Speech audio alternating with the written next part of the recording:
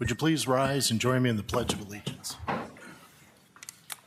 pledge allegiance to the flag of the United States of America and to the republic for which it stands, one nation, under God, indivisible, with liberty and justice for all. Thank you all for joining us this evening. Michelle, could you call the roll, please? Dennis? Here. Harold? Here. Hollenbaugh? Here. O'Dorisio? Here. Phipps? Here. Robinette? Here. Sherry? Here. Okay, the minutes from our meeting on August 19th were distributed for your perusal. Are there any additions or corrections to those minutes? Hearing none, do I have a motion to approve? So moved. Second. Properly moved and seconded. All in favor say aye. Aye. Opposed, same sign. Okay. Michelle, do we have any correspondence? We do. One item was received. The mayor is requesting confirmation of 2 appointments to the Human Relations Commission. The appointments are for Amy Noss to serve on the HRC through May 31st, 2027, and Jasmine Smith to serve on the HRC through May 31st, 2025. These appointments are effective immediately. Mr. President, Mr. Harold. I move that we approve the 2 appointments as the mayor has requested. Second. Properly moved and seconded. All in favor say aye. Aye. Opposed, same sign. Thank you very much. Is that the extent of correspondence? We have no further correspondence this evening. Okay. That brings us to lobby visitations. Have anyone signed up for lobby visitation? We do. First, we have Jim Evans. Right. Thank you. And if you could give your name and address for the record, please. Jim Evans, 203 Buttonwood Avenue. Good evening. In support of the Climate Action and Resiliency Improvement Plan, I'd like to talk tonight about street flooding after heavy rains in Bowling Green. There are 3 aspects of this to briefly cover. One is the design capacity of the stormwater system. The other is the loss of design capacity due to system aging or maintenance issues. And the third is the impact of climate change on design capacity. An urban stormwater system consists of street drains, pipes, interceptors where pipes join, underground filters, underground stormwater tunnels where water is held temporarily, and outfalls. Typically, an urban stormwater system has a design capacity based on the 5-year rainfall event, which in Bowling Green is 1.68 inches per hour.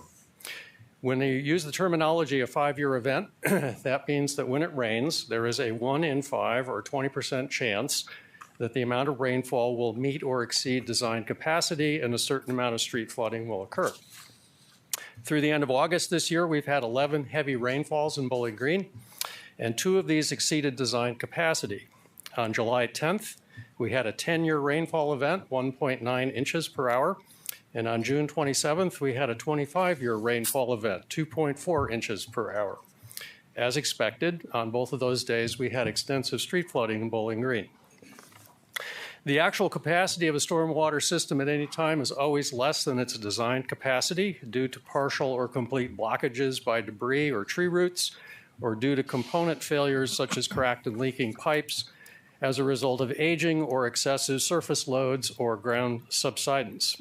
Component failure can result in potholes, sinkholes, and collapse of the overlying roadway. Climate change has had a major impact on design capacity in Northwest Ohio. The average annual temperature has risen 2.3 degrees Fahrenheit since pre-1950. And the warmer air has a greater than 10% higher moisture content. In comparison to the 1880 to 1980 record, heavy rainfalls have increased 24% in this area, and the volume of water delivered in the top 1% of storms has increased 42%. What was statistically extreme events now happen more frequently. For example, some communities now have had 3 100-year rainfall events in the past decade. And this year, on August 18th, Connecticut had a 1,000-year rainfall event. How to prevent street flooding? Well, the traditional engineering solution is to tear up the streets and replace or enlarge components as needed. This is the most disruptive and expensive approach. And there's evidence that communities doing this, such as the $2 billion Indianapolis Dig Indy project, run the risk of the project being obsolete before it's even completed. A newer approach is to use what's called green infrastructure. In fact, FEMA now requires that green infrastructure be used in all projects receiving federal funding to build or renovate public buildings. There are two general categories of green infrastructure. The first is called source area reduction, which means getting less water into the storm drains. Some communities are distributing rain barrels either free of charge or at subsidized costs. In some cases, local community groups are helping homeowners install these. Green roofs on businesses and apartments with flat roofs hold back rainwater to be either evaporated or taken up by plants. Rain gardens capture runoff between the downspouts and street drains. Stormwater can also be captured in the public right-of-way before entering the storm drains. Bioswales are shallow ditches lined with large rocks or water-loving plants. The bioswales prevent sediment and debris from entering the storm drains and delay the movement of runoff to the storm drains. Different kinds of planters can be installed to either retain or infiltrate rainfall and runoff. Curb extensions or mid-road islands can add the space necessary for planters or bioswales. Permeable pavements can be very effective in low traffic areas like parking lots or alleys. And finally, because turf grasses are relatively impermeable and speed runoff, these can be replaced by native vegetation. The second component is water storage within the system. This can include detention basins, which are temporary or permanent ponds, restored or reconstructed wetlands, or groundwater recharge basins. Any of these could be the final destination for stormwater or could be part of the pathway that stormwater is following on its route to the sewage treatment plant. As part of climate change, communities are experiencing rapid changes between times of too much water and times of not enough water. Instead of trying to get rid of stormwater as fast as possible, the new one water concept entails holding back some of the excessive rainwater to be repurposed for the intervening dry periods. Stormwater is not suitable for drinking water because as it flowed down city streets, it became polluted by trace amounts of oil, gasoline, asphalt components, and so forth. But with simple filtration, stored stormwater could be used for emergency firefighting or to operate the sanitary sewage system during a drought, or for irrigation, landscaping at parks, golf courses, nurseries, or car washes, or could be further disinfected for certain industrial purposes such as cleaning machinery. The Climate Action and Resiliency Improvement Plan recommends seeking a systematic reevaluation of Bowling Green's stormwater drainage system to develop a holistic approach to using these new tools and strategies. I'd be happy to answer any questions you might have. Thank you. Thanks. Next, we have Tim Harris.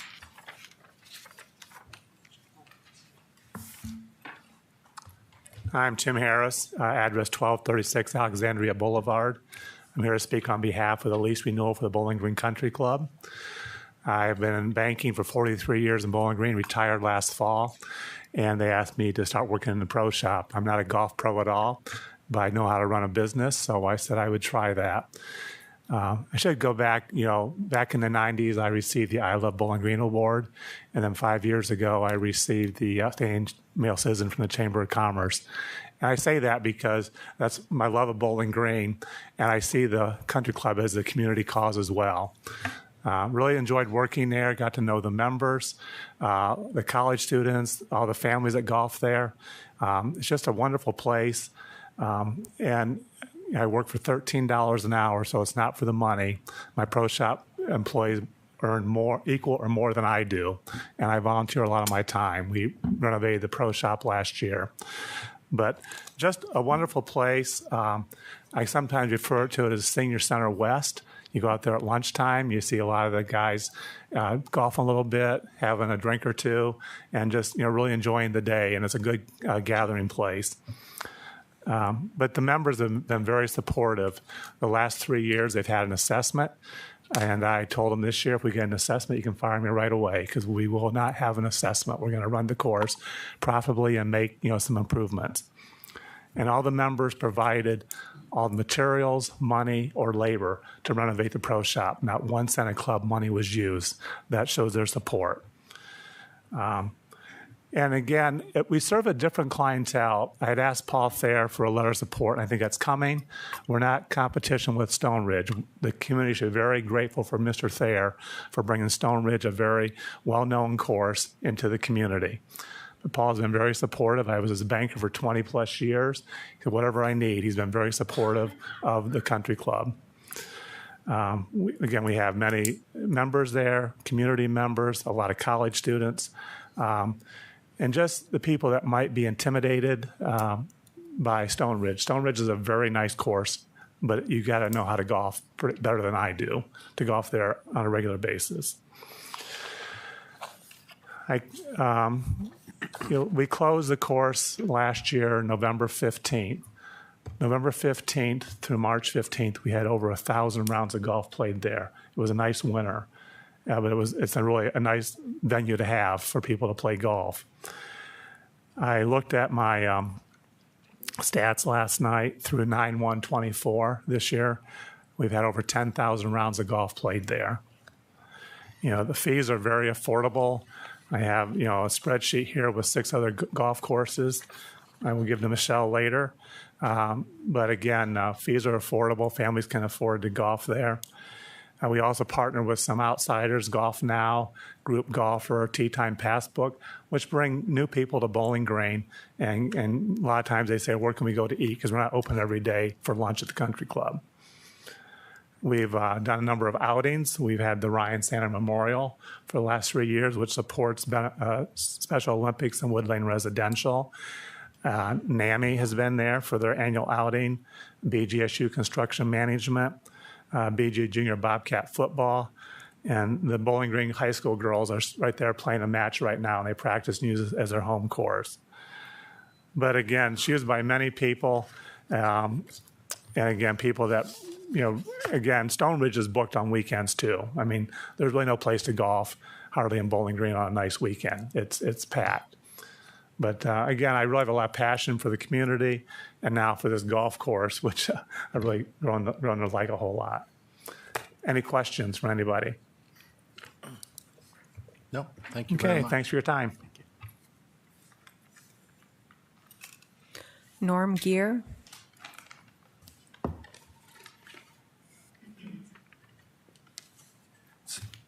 Norm Gear, 917 Clark Street, Bowling Green.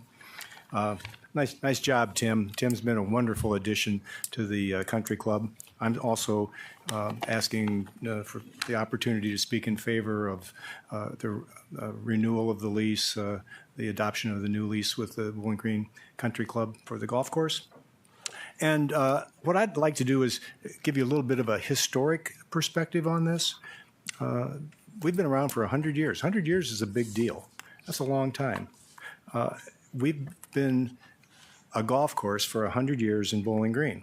So how did we get that? And what was Bowling Green like in 1923 when they first started talking about a golf course? Well, the courthouse that you can see right out the window there was about 20 years old. This is the best looking, nicest courthouse in Ohio. It was a source of pride for the community. Bowling Green Normal School had commenced in 1910. We had students here. We were educational. We had an educational attraction. We were the county seat. The people in the community that cared about the community wanted to make this a destination place. They wanted people to want to come to Bowling Green and live.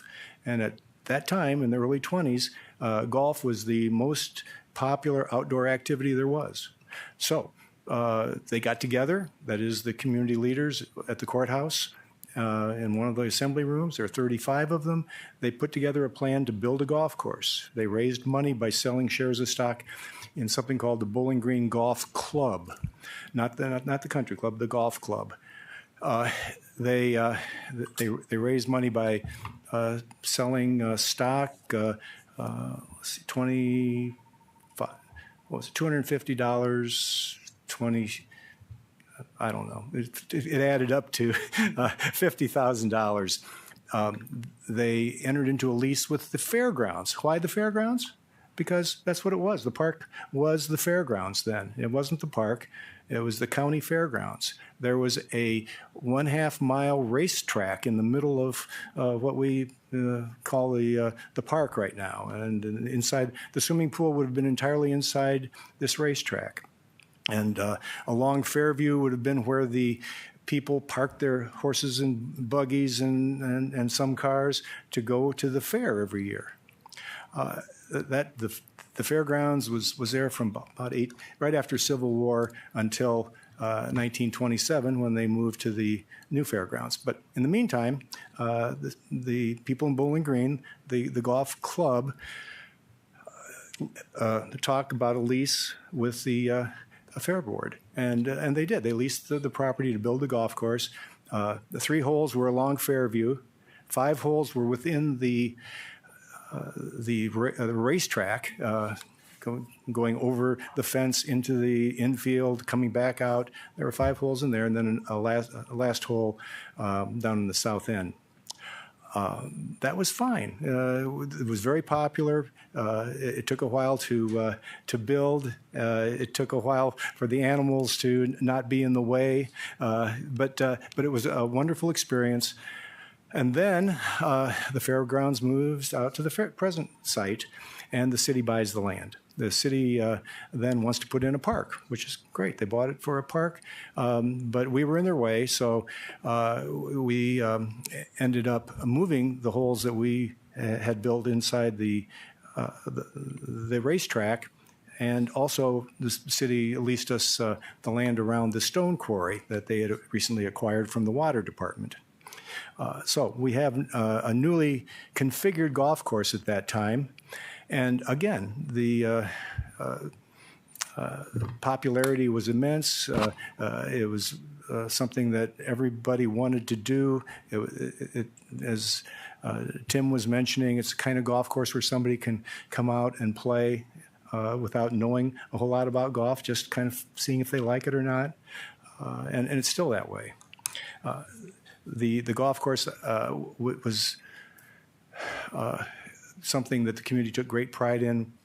Witnessed the course being built by a volunteer labor.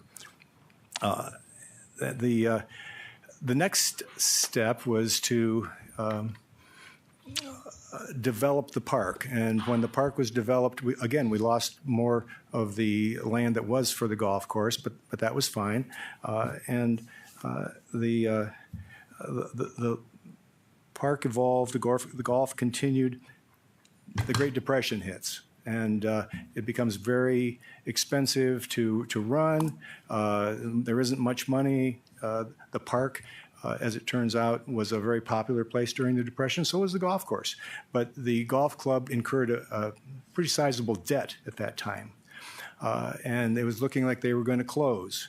But in 1937. Where the golf club had been struggling along, but still providing golf to the citizens of Bowling Green, the Bowling Green Country Club, Inc. was formed. And the advantage of doing this was to deal with the debt. They assumed the debt that was created. They bought land north of the golf course off of Fairview and built a clubhouse. To better serve the community and the golfing public. This was financed, again, by selling stock.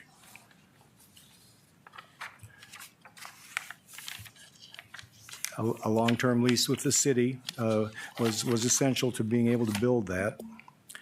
And then during the 1940s, 50s, and even the 60s, the park continued to be developed. We even had a high school football stadium in the area where the swimming pool is, complete with a cinder track. I like to call the story of the Bowling Green golf course the tale of 3 tracks. You had the 1/2 mile racetrack, you had the cinder track from the football field, and you had the railroad tracks along the south side. if you've ever wondered what that big wall is around the south side of the park, made of stone and made by the WPA in 1940, that separated the trains from the rest of the park. When I originally played golf there were trains going along that area, and we'd just play right through it.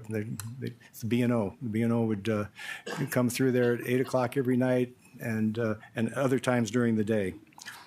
So everything's going along pretty well. The community and the golf club coexist. The golf course is used for events like the 4th of July. We used to have the 4th of July fireworks on the golf course. The kids walked across the golf course to get to the park.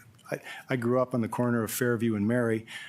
Mary Street dead ends into Fairview and the golf course. There was a path across there that was worn down by all the kids in Bowling Green walking to the park in the summer. And you can still see it from the aerial views, but it's grassed over now. The next thing that happened of significance was that the country clubhouse caught on fire and burned down. This was 1970. So they rebuilt it bigger and better to better serve the members and the community. And there are many activities, community activities, almost too numerous to mention, that use the clubhouse for meetings, reunions, etc., weddings, etc. And they continue to provide during this 50-year period from then until now. They provided for affordable golf for the people of Bowling Green. Now, the lease that you will be asked to approve will be with the city, but the partnership with the community will continue to be the golf course and the members of the community. The men, women, and children that enjoy it. So if you have any questions, nobody seems to ever ask questions. I'm ready if you have questions. Most of the time they don't let us. Thank you. We're good listeners. We have Ryan Phipps next.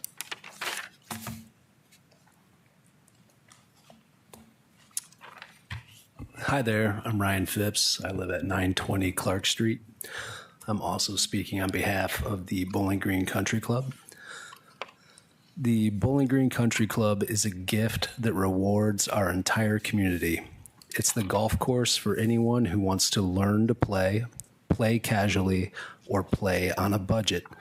The atmosphere of the golf club is the perfect place for children to learn the game and seniors to play at a pace that suits them.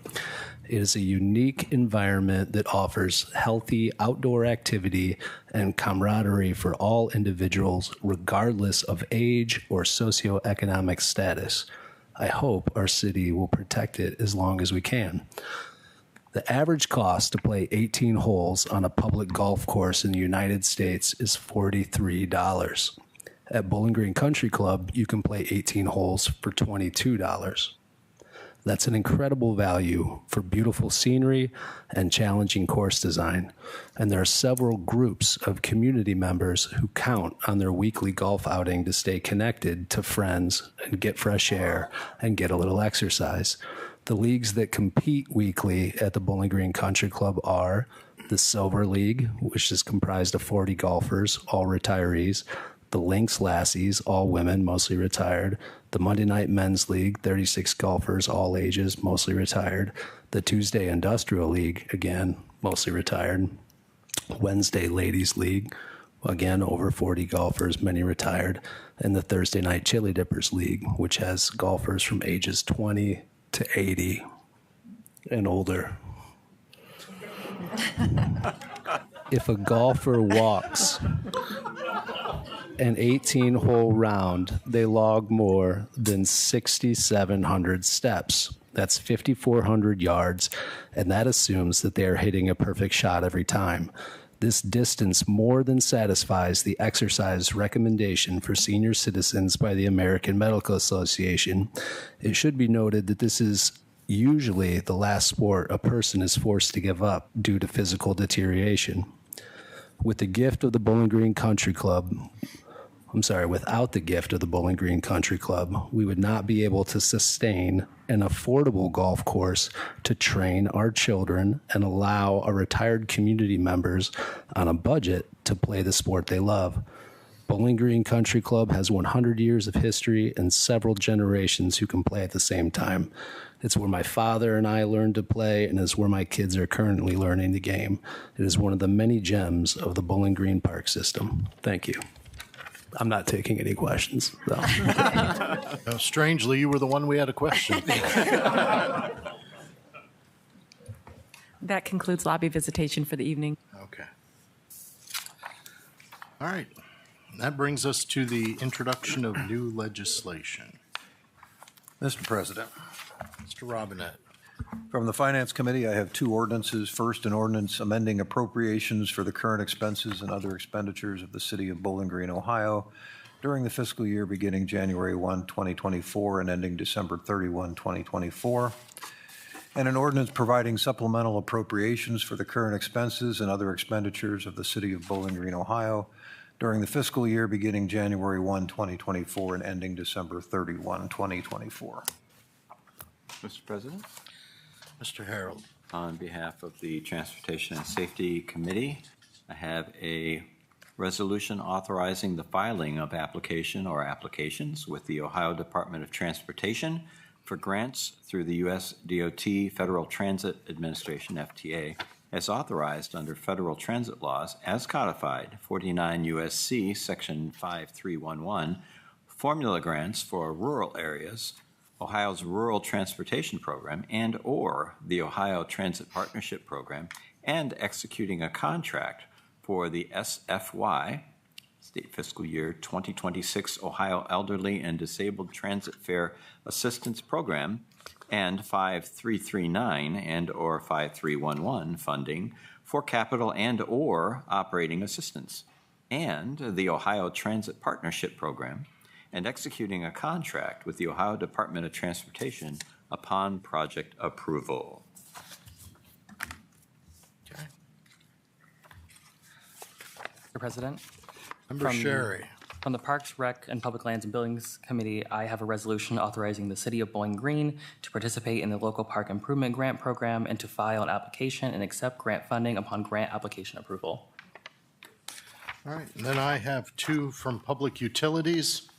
Ordinance authorizing the Utilities Director to enter into contracts for roof replacement and building repairs at the Water Pollution Control Facility, and an ordinance authorizing the Utilities Director to sign an amendment to the Northwestern Water and Sewer District Wholesale Water Contract.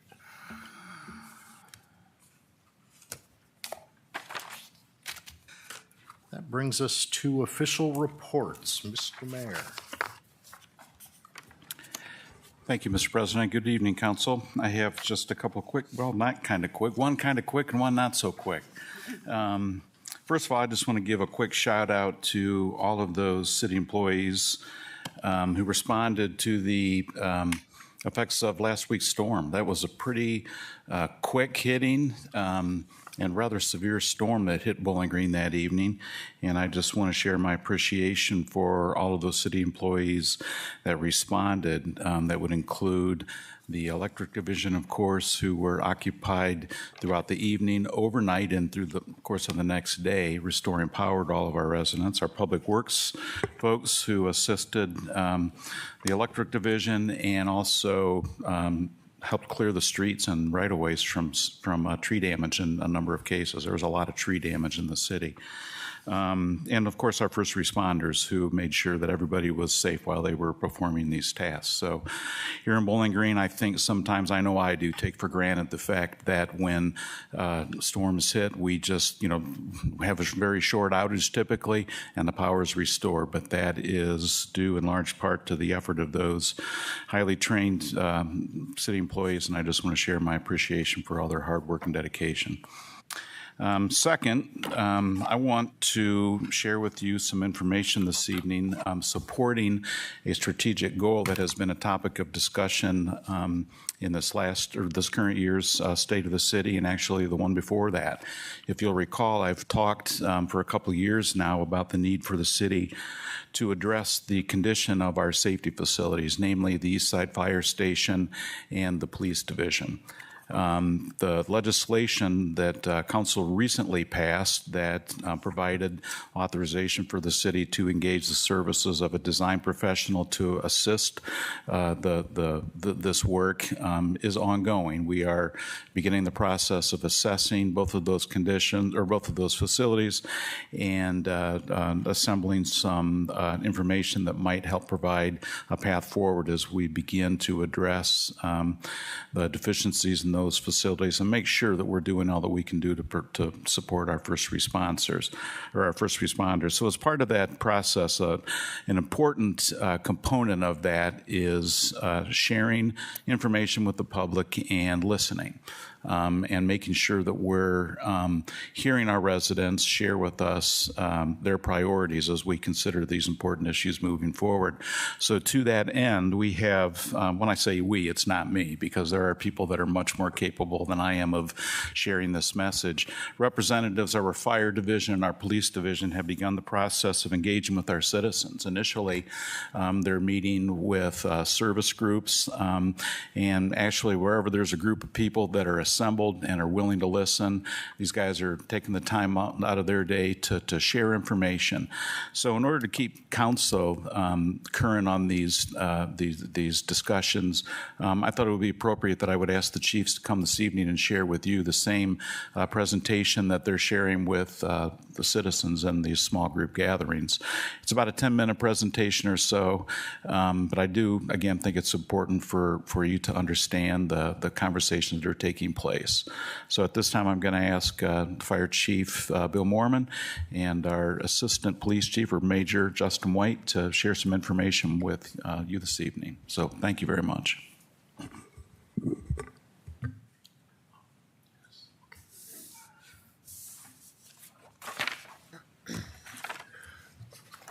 So good evening. My name is Bill Moorman, and I'm the Fire Chief here in Bowling Green.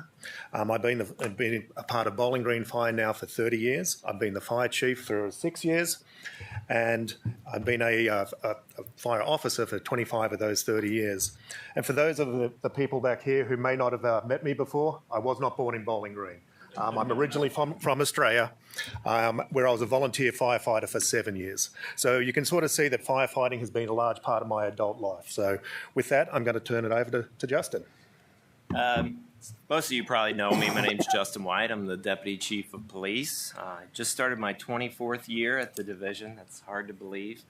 I live in town with my family. I was really only planning on being here for a few years, but honestly, I fell in love with Bowling Green. And it helps that my wife's from Bowling Green, too. So I've been the deputy chief for just about 9 years now. And I'll turn it back over to Bill to get us started on the presentation. So why are we here today? Today we're here to discuss some of the challenges that we have faced with both the Fire Division and the Police Division, and will hopefully map out a path for the future of safety here in Bowling Green. As safety professionals, we are always planning for that next emergency, and with your help, we can make Bowling Green a safer community. Oops, sorry. So one of the biggest challenges we are faced with here at the Fire Division is our Court Street Fire Station. This station was originally built in 1985 on what used to be an old quarry. It has served us well, but we need to look forward to the future needs of the Fire Division and our citizens. When this station was originally built, it was built for an all-male workforce. In the last year and a half, we have hired our first 3 female firefighters in Bowling Green. When it was designed, there was no real thought about carcinogens and the long-term effects that would have on our personnel. With our living quarters directly over our truck room, our firefighters exposed to those diesel fumes on a daily basis. And previously, our old engine would easily fit into our truck bays, but with today's new vehicle standards, our larger vehicles barely fit into those same truck bays. A recent structural analysis showed a significant acceleration in the rate of deterioration. The building is actually sinking into the old quarry and is creating some very severe structural issues. The recommendation from the engineer in charge of the project at that time was simple. He stated that we need to start having serious conversations about the future of our Court Street Fire Station, because this problem is not going away. Our second issue is our response times. If you talk to any fire chief, the subject will soon turn to response time challenges. Some of those challenges we face can be resolved relatively easy just with simple response policies, and other ones simply cannot be changed. Distance is a challenge that we face and can only be resolved by correct station placement. Over 80% of our 911 calls are for medical emergencies, with the remainder being fire or rescue calls. Arriving at an emergency scene safely and in the shortest time possible with the right equipment is imperative to a successful outcome. Our goal for arriving at an emergency scene is 4 minutes.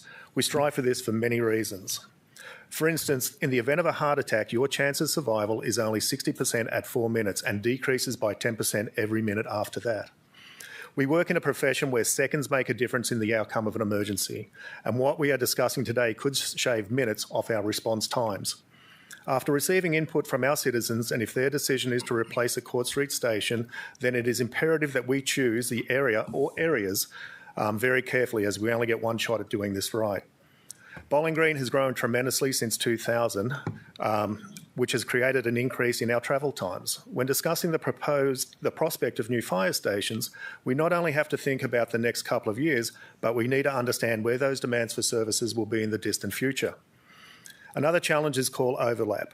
This is when we have multiple emergencies coming in at the same time. It is not unusual for us to have anywhere up to 5 emergencies at any one given time here in Bowling Green.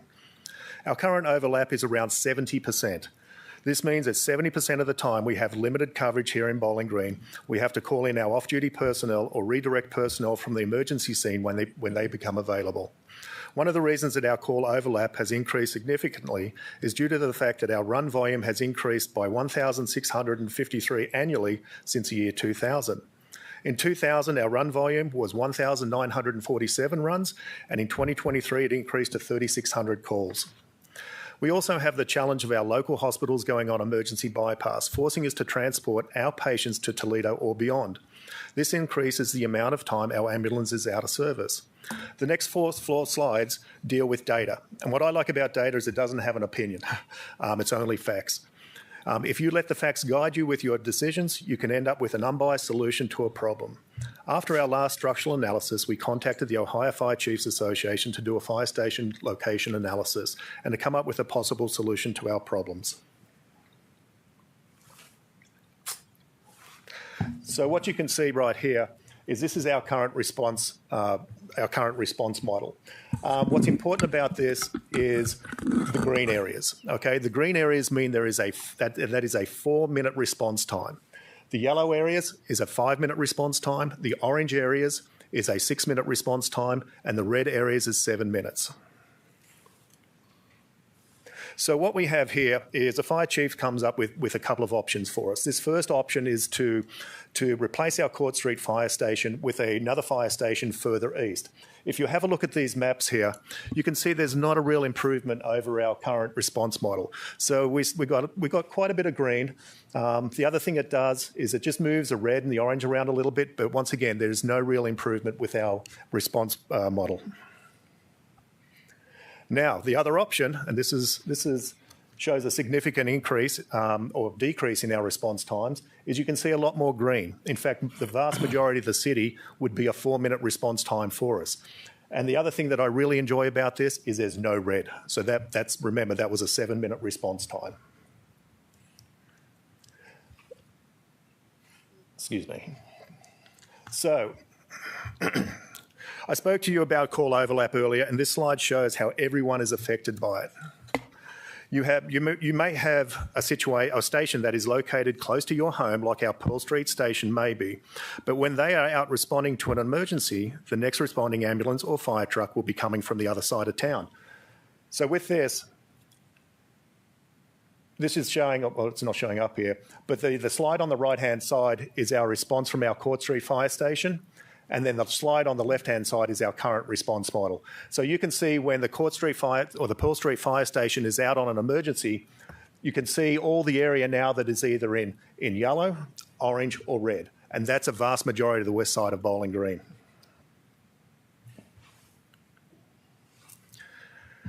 This next slide represents economic opportunity. It talks about ISO and why this is important when talking about station locations. It is the Insurance Service Office, and their role is to grade all fire departments in America using a scale of 1 through 10. 10 is bad, 1 is good. I'm here to tell you that we are a Class 2 fire station, so that's incredible for a city of our size. So what does this mean for a homeowner or business in Bowling Green? It means lower insurance premiums.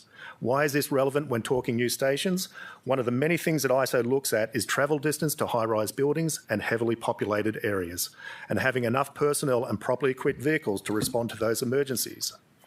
As Bowling Green expands, those distances become more important, and it becomes critical that we have stations, personnel, and equipment in the most ideal locations to provide the best service to our citizens and business owners.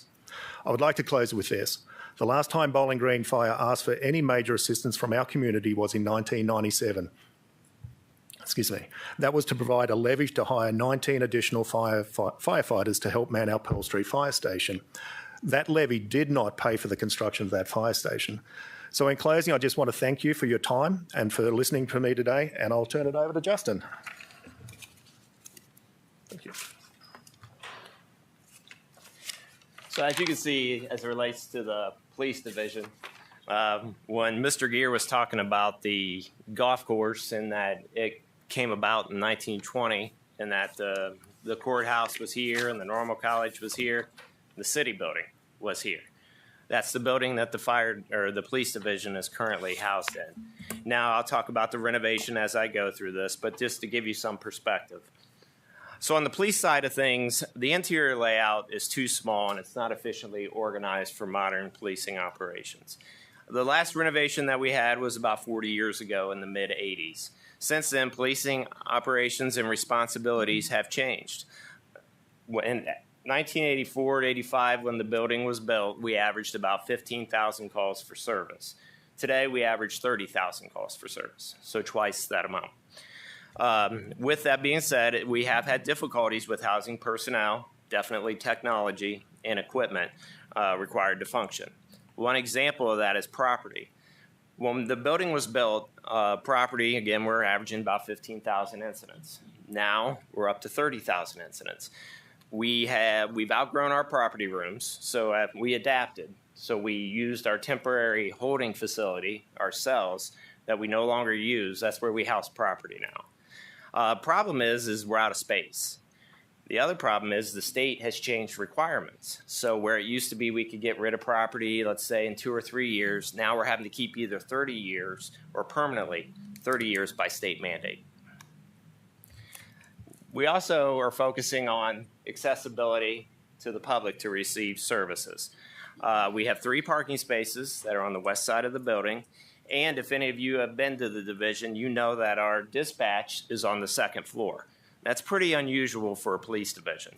Usually when you enter the building, both for customer service and for security purposes, dispatch is on the 1st floor. That's the first thing you see when you enter the building. You see this photo here, that's the first thing you see when you enter our building. It's the ground floor, you have to go around, there's an elevator and there's stairs. So potentially someone could be in the stairwell, both on the north and south of the side, as well as on the 1st floor before they actually would have to come to the dispatch window. So obviously there's some concerns there. The facility is deteriorating with age. As I previously said, the building was built in 1893. So the north side of the wall and the west side walls are original. When they did the remodel 40 years ago in the mid-'80s, they left those 2 walls. So there's significant deterioration, obviously, over 130 years. With water infiltration, masonry issues, stonework issues, things that need to be addressed. And you have to think, too, and when you're looking at public safety buildings, most office buildings, people are in them for, 8 hours a day? Public safety buildings, these buildings are being used 24 hours a day, 7 days a week, 365. So they're being used, and there's wear and tear being used.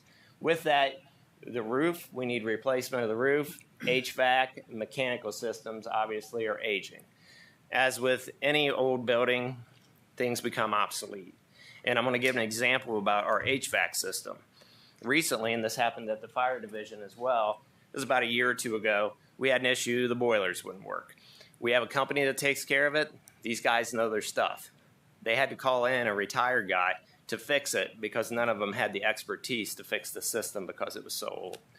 And also with parts and costs, those have gone up significantly because either they don't make them anymore or just the parts are old. So with any old building, you're going to have those issues with mechanical systems.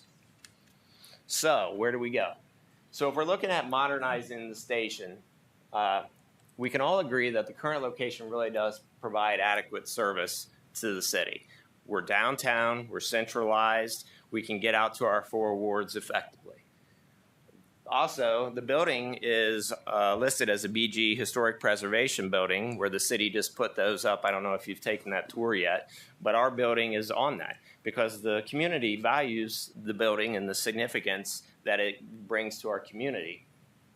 So an approach could be that we renovate the current building that was done in the 80s, preserving the face of the building, the North Tower, and the West Tower. Also, the interior could be renovated to organize more space, to meet for modern policing operations, and in order to be adaptable for the future, too, if we ever needed to expand. Also, the addition could be constructed on the south side of the building. That would allow for increased parking and, as I discussed, accessibility ground floor dispatch center. So, where do we go from here? Obviously, we've been involved in the process of engaging the community. We've been out speaking to different groups. We have other groups that we're scheduled to speak with, and we're addressing council with that. And then city leadership will take the feedback gained from the community engagement, and along with the results from a study, and then we'll recommend a course of council or a course of action to council. So with that, that ends mine. If you have questions for Chief Mormon or I, we'd be happy to take them. Do we have any information on the cost of these options yet? No, part of the study would be on-site analysis, conceptual design, and then financial projections. Okay. Any other questions? All right. Thank you very much for your presentation. Thank you very much. Thank you.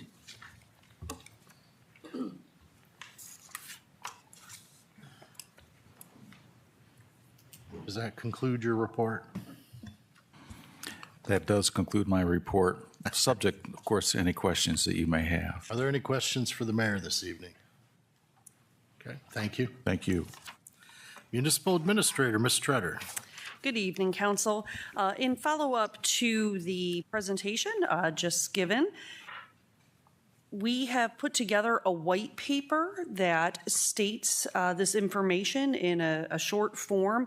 Those are available at the back door, and we will email that to council as well if that has not been previously emailed to you so that you have that information. All right. We are going to recommend that you table Resolution 3866. We apologize that there was information that we were to put with that resolution that did not get to council. The deadline set by the county was October 1 for that legislation, so we have time to get you the information, and then we would recommend that you vote on it at your next meeting once you've had the information in hand, and we do apologize for that. So we are coming off a really exciting August here in Bowling Green, and we're pretty happy that September is also a very active time in the town.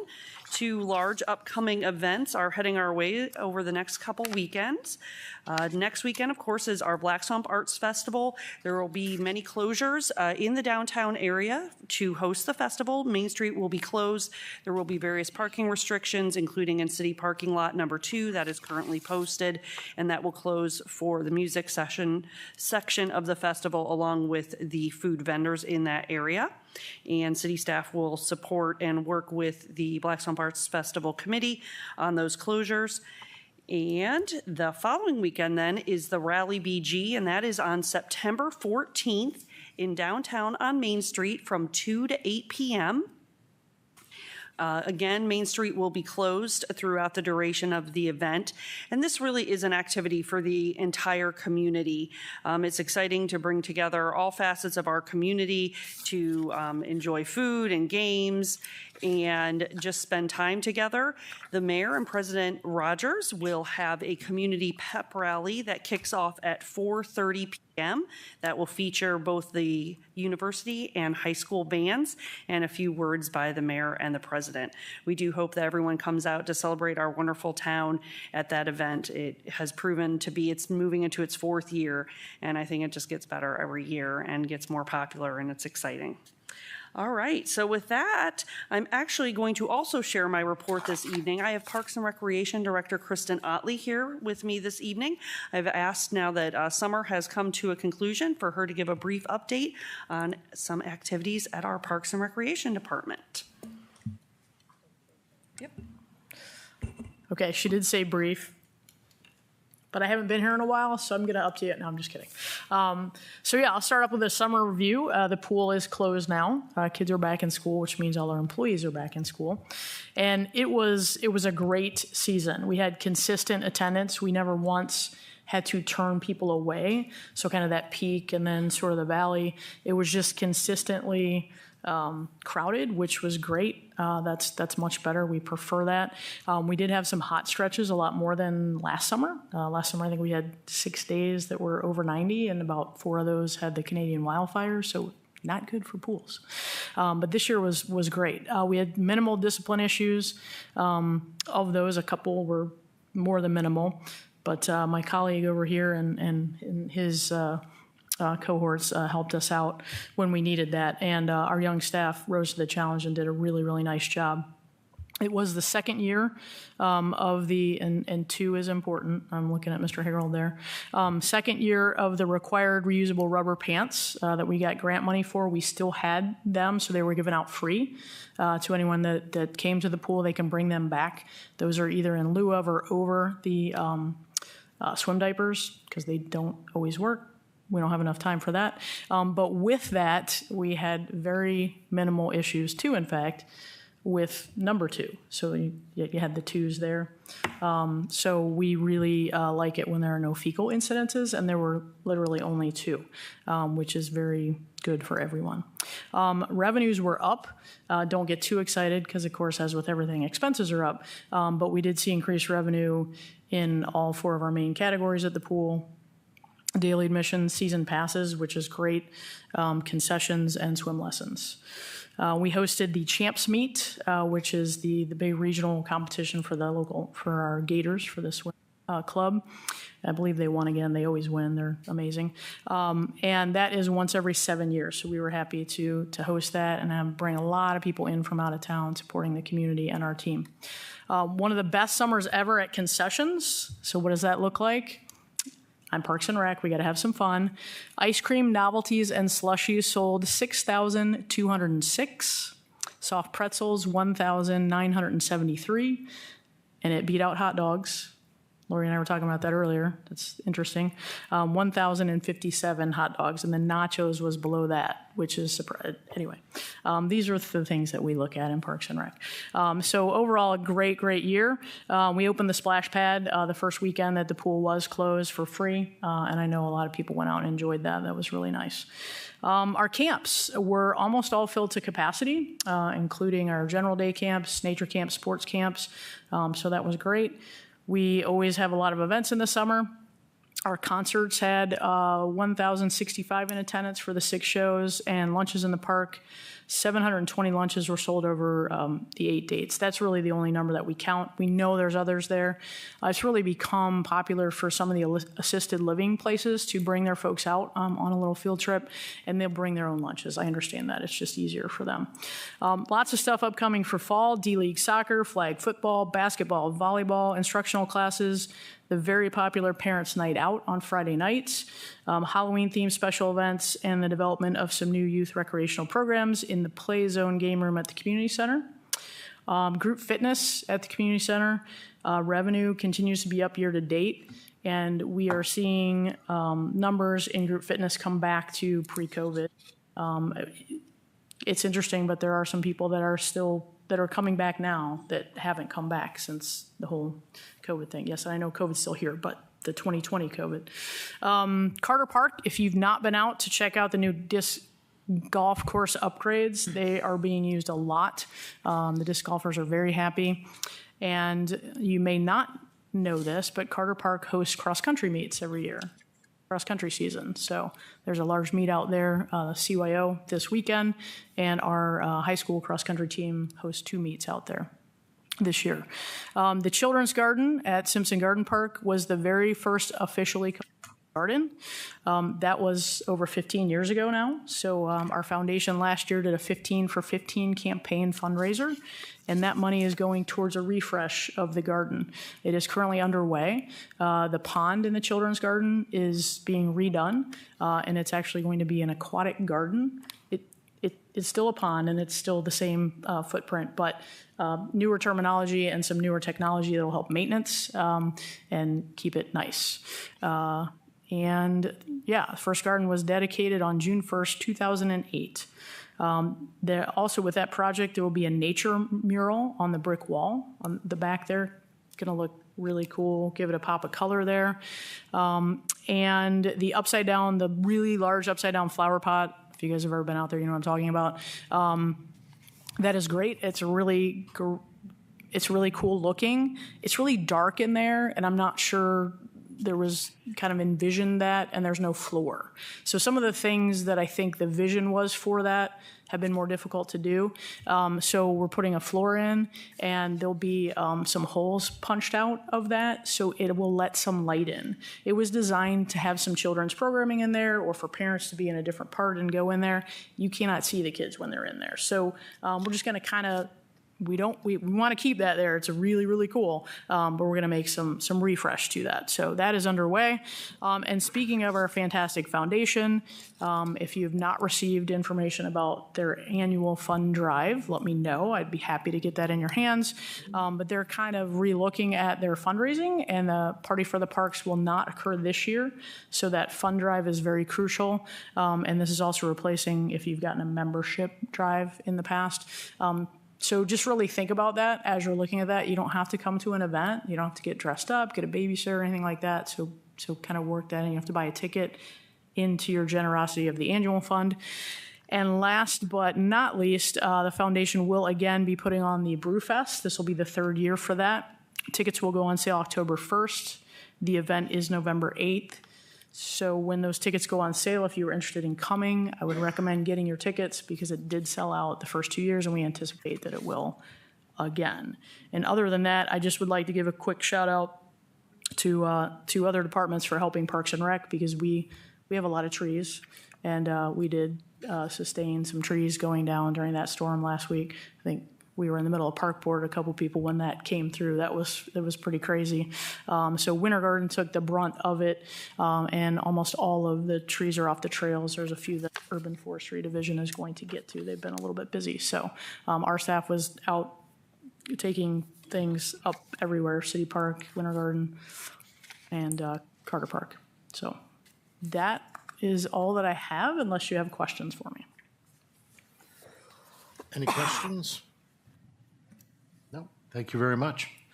Any questions for Ms. Tretter? Thank you very much. City Attorney, Mr. Brown. Good evening.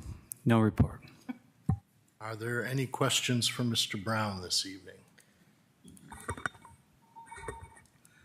Public Infrastructure Director, Mr. O'Connell. Yeah, thanks. And Mayor kind of addressed some of this with the outage and the help that we got from Public Works for cleaning up trees and of course police, with the streets and emergencies happening. One of the things we implemented maybe it was a year or so ago was to work with a company called CRC for outage management, outage calls. Before those calls used to go to our police dispatch, and we had over 100 calls that night, and so really I think it's been helpful to have that service for customers to call when they're out of power. We're having water or sewer emergencies 24 hours a day. Because number one, it does free up dispatch times for responding to safety calls that are related to actual emergencies, not just a power outage. So that's a great help for the public. It also helps us to identify customers that may be out of power and they called us, and we think we restored power because we turned the breaker back on the substation, but maybe their service line in their backyard limb came down and took them out. And so customers that do call can request a callback when we think power has been restored. And several customers did that. And when we restored power, they got a call back and it said, hey, you should be back in power now. They call us back and say, no, we're not. So that identifies that there's something else happening at their specific property that we need to go back out and look again. Whereas, we think we've restored everybody that was on that list, at least on that circuit. So it really has helped out with trying to identify all customers that do have an outage. So even if you think your neighbors have called, we still recommend people to call in if you're having an outage, because it can help to further identify if there's a problem this ongoing with your property. But also, one thing we did was utilize Amanda Gamby in her role as communications director with social media outreach during events. And so, there's a lot of things that happen behind the scenes that people don't always see. But, in Public Works and electric alignment and police and fire, those guys always get the front and center view. But there's things happening in the background that other people are working on that are trying to make sure that it's a smooth process as well. So I just wanted to update you on that. Seems like it's going well. We're going to continue to utilize that service with CRC. On South Main Street, the Waterline project, they're entering the last block or so of the project. They're almost to the end on the main line. So that work does continue to go on. Service lines have to be done yet. So that will be happening in the next several months or weeks. And that's all I have for this. Have questions? Any questions for Mr. O'Connell? So there will be additional trenching besides what they're doing right now? Yes. Yeah, today, right now, they're just getting main line down that northbound curb lane of Main Street. And now we have to run, once that's completed and charged up, I guess you'd say, that's filled with water and ready to use, been tested, then we'll have to go back and start switching people over to that line, which means we'll have to be crossing Main Street east and west to get to those properties. Okay. All right. Any other questions? Thank you very much. That brings us to council committee reports. Does anyone have a council committee report? Mr. President? Mr. Harold. I'd like to announce that there will be a follow-up Transportation and Safety Committee meeting on Monday, September 16th, starting at 5:30. The hope is to continue discussing alternatives with respect to wildlife and possibly, if I can arrange it, have a few experts show up. There will be public comment, of course, and get some questions answered and maybe even come up with a recommendation. So that's why it's starting a little early, because we have an ambitious agenda to try and get something to council. Okay. Anyone have anything else? I would like to make an announcement that our goal-setting meeting for 2025 council goals will be Thursday evening, September 12th, starting at 6 o'clock. That is a week from this Thursday, and that shouldn't surprise any of you. So, all right, that brings us to the reading of legislation. Michelle, could you lead us in the reading of legislation? Legislation for first reading. Resolution 3867 for first reading. Resolution authorizing the filing of applications with the Ohio Department of Transportation for grants through the U.S. DOT Federal Transit Administration, FTA, as authorized under federal transit laws as codified, 49 U.S.C. Section 5311, Formula Grants for Rural Areas, Ohio's Rural Transportation Program and/or the Ohio Transit Partnership Program, and executing a contract for the SFY 2026 Ohio Elderly and Disabled Transit Fare Assistant Program, and 5339 and/or 5311 funding for capital and/or operating assistance, and the Ohio Transit Partnership Program, and executing a contract with the Ohio Department of Transportation upon project approval. Resolution 3868 for first reading. Resolution authorizing the City of Bowling Green to participate in the Local Park Improvement Grant Program and to file an application and accept grant funding upon grant application approval. Ordinance 9220 for first reading. Ordinance amending appropriations for the current expenses and other expenditures of the City of Bowling Green, Ohio during the fiscal year beginning January 1, 2024 and ending December 31st, 2024. Mr. President, Mr. Robinette. I move to suspend the rules and give ordinance 9220 its second and third readings. Second. Properly moved and seconded. Michelle? Harold? Yes. Hollenbaugh? Yes. Odoricio? Yes. Phipps? Yes. Robinette? Yes. Sherry? Yes. Dennis? Yes. Okay, the rules are suspended for ordinance 9220. Ordinance 9220 for second and third readings. Ordinance amending appropriations for the current expenses and other expenditures of the City of Bowling Green, Ohio during the fiscal year beginning January 1, 2024 and ending December 31, 2024. Mr. President, Mr. Robinette. I move to adopt ordinance 9220. Second. Properly moved and seconded. Is there any discussion? Michelle? Hollenbaugh?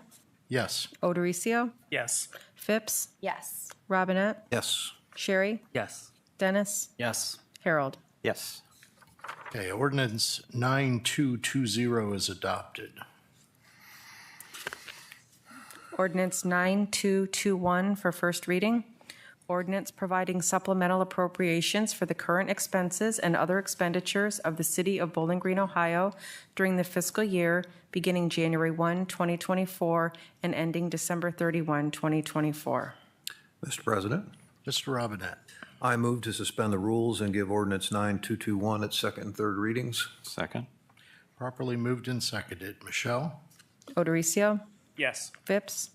Yes. Robinette? Yes. Sherry? Yes. Dennis? Yes. Harold? Yes. Hollenbaugh? Yes. The rules are suspended for ordinance 9221. Ordinance 9221 for second and third readings.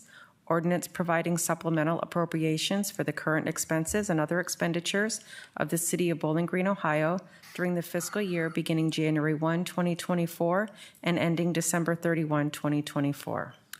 Mr. President, Mr. Robinette. I move to adopt ordinance 9221. Second.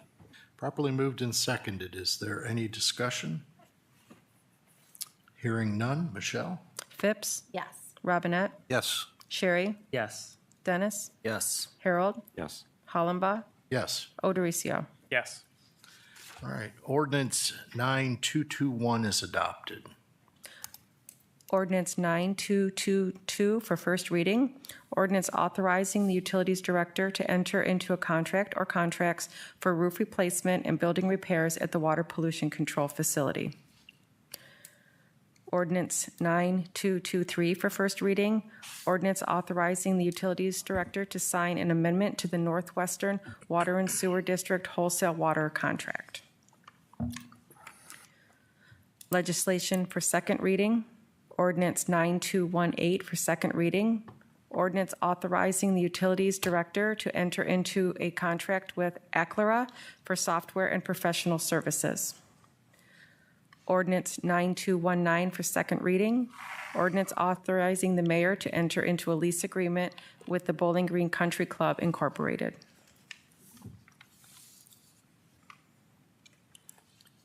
And then, do we read that? Okay. Okay. Resolution 3866 for third reading. Resolution accepting the amounts and rates as determined by the Budget Commission and authorizing the necessary tax levies and certifying them to the county auditor. Mr. President. Mr. Robinette. In recognition of the city administration's request and in anticipation of further information, I move to table Resolution 3866. Is that until September 16th or just table it? The motion to table includes a presumption that it will be handled at the next regularly scheduled meeting. Second. Properly moved and seconded. Michelle? Robinette? Yes. Sherry? Yes. Dennis? Yes. Harold? Yes. Hollenbaugh? Yes. Odoricio? Yes. Phipps? Yes. Okay, Resolution 3866 is tabled. Is there any other business to come before council this evening? Mr. President, Yes. I'd like to circle back to the Climate Action and Resiliency Improvement Plan. So in August, we received the plan at a joint meeting of council and the Board of Public Utilities. Our resolution from 2021, Resolution 3799, required that the eventual plan be approved by the Board of Public Utilities. So if we need some sort of motion, then I'd like to move that we send the Climate Action and Resiliency Improvement Plan to the BPU for review and their recommendations to this body, to this council. Second. Properly moved and seconded. All in favor say aye. Aye. Aye. Opposed, same sign. All right, thank you very much. Any other business? All right. Do I have a motion to adjourn? So moved. Second. Properly moved and seconded. All in favor say aye. Aye. Opposed, same sign. We are adjourned.